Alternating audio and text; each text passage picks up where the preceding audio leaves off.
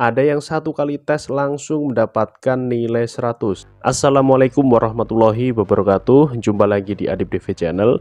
Di video kali ini saya akan membagikan soal-soal MOOC P3K tahun 2024, yaitu per September tahun 2024 atau yang paling terbaru ya teman-teman. Ini berdasarkan hasil ujian teman-teman yang sudah melaksanakan evaluasi akademik. Soal-soalnya 100% akan keluar. Jadi silahkan kalian pelajari, silahkan kalian simak videonya sampai selesai.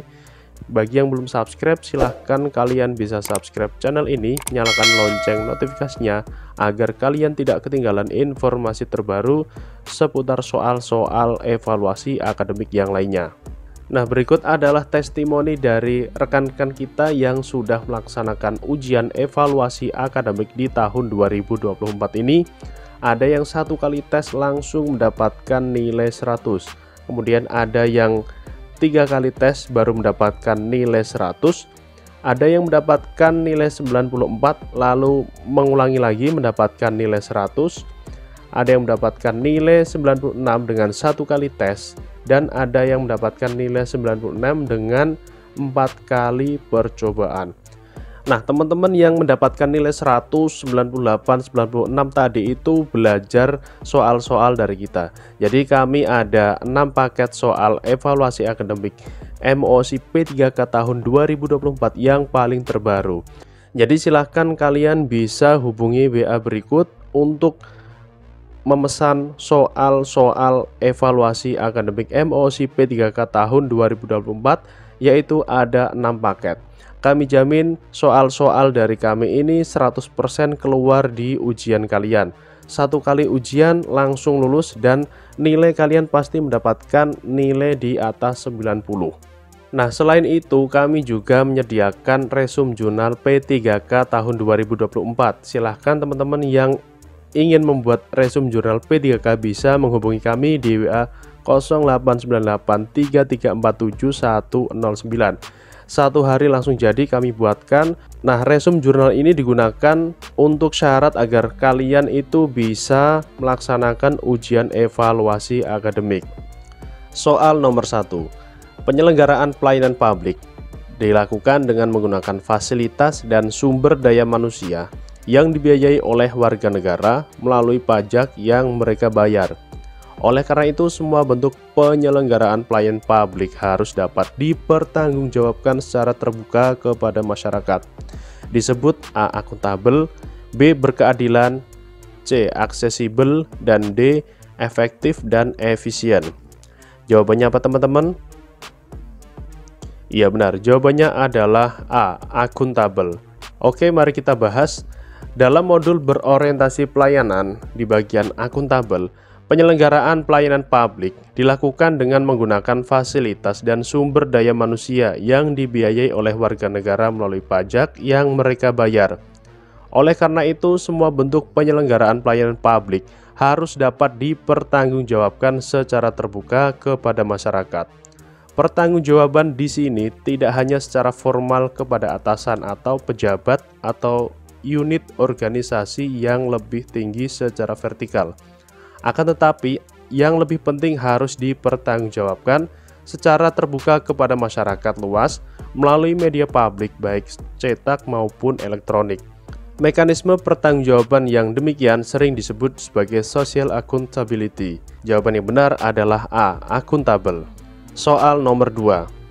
Dalam memahami dan memenuhi kebutuhan masyarakat dalam konteks tersebut adalah sebagai A. Masyarakat sebagai wajib pajak, B. Masyarakat sebagai pengawas kinerja pemerintah, C. Masyarakat sebagai elemen adanya negara, dan D. Masyarakat sebagai penerima layanan. Jawabannya apa teman-teman? Iya benar, jawabannya adalah D. Masyarakat sebagai penerima layanan. Mari kita bahas lagi.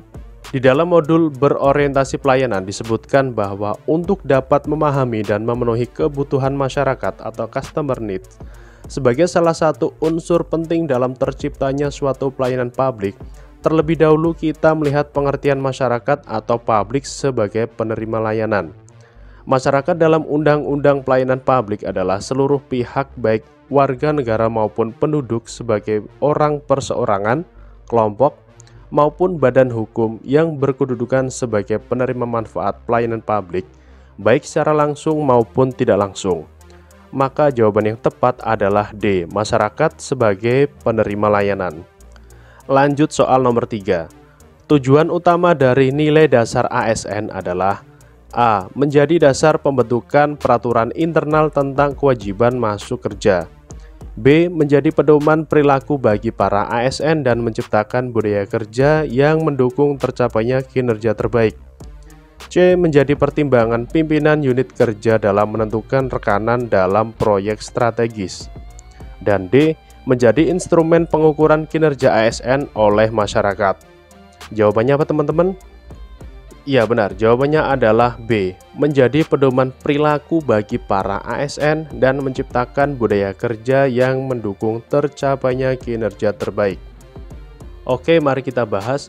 Di dalam modul berorientasi pelayanan disebutkan bahwa dalam rangka penguatan budaya kerja sebagai salah satu strategi transformasi pengelolaan ASN menuju pemerintahan berkelas dunia, pemerintah telah meluncurkan nilai-nilai dasar ASN berakhlak dan bangga melayani bangsa.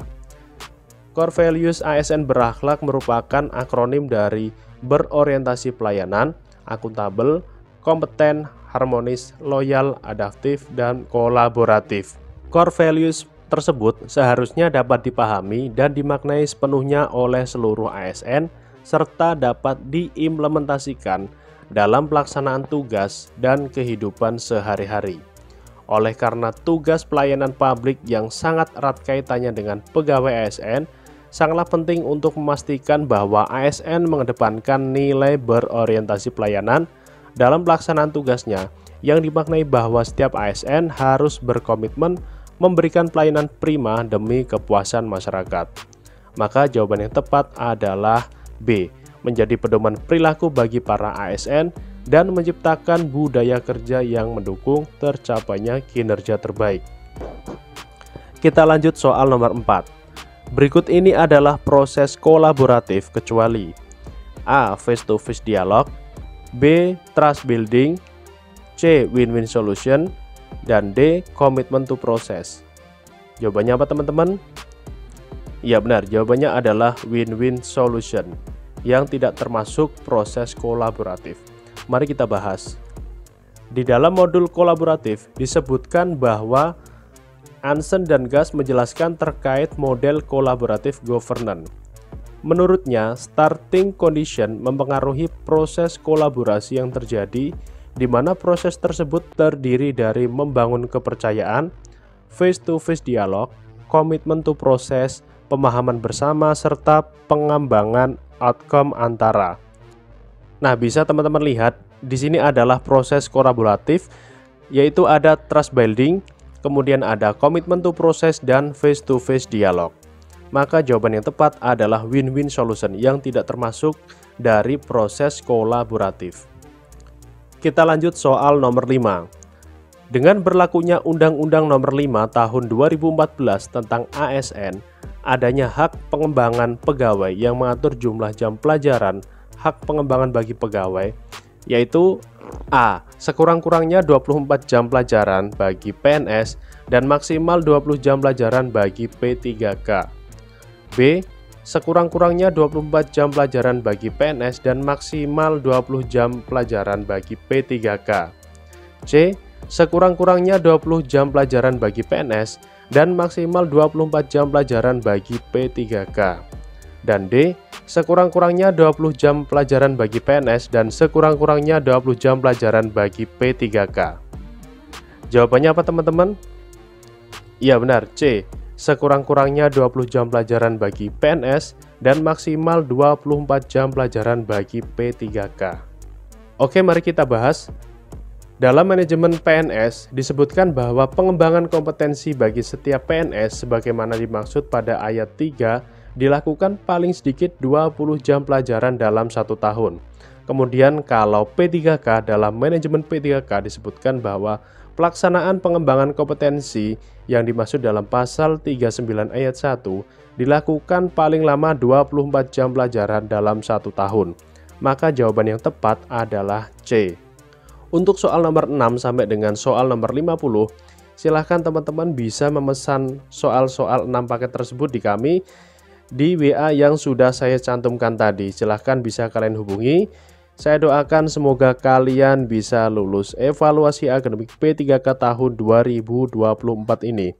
Sekian dari saya, apabila ada pertanyaan silahkan kalian bisa tanyakan di kolom komentar. Wassalamualaikum warahmatullahi wabarakatuh.